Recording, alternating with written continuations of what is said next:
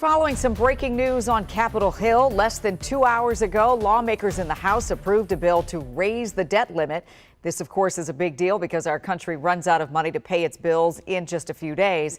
Adam Longo is here to walk us through tonight's vote and what comes next. Ads? Hey, Leslie, so the clock is ticking. Congress working late tonight, just within the last hour and a half. Lawmakers in the House voting to approve this bill that would lift the U.S. debt limit and avoid what many believe would be an economic catastrophe if the government were to default on its bills. The vote tonight, 314 to 177. We saw both Republicans and Democrats voting no. So here's what the bill would do, right?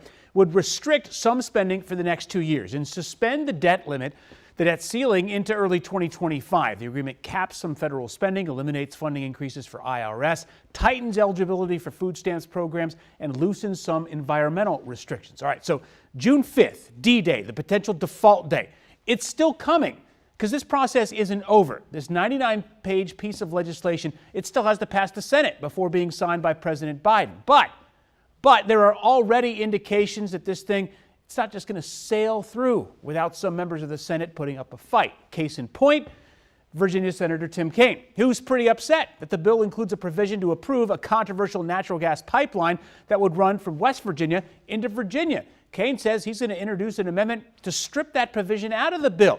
But if he's successful, that then eats up precious time because the bill would then have to be voted on again in the House.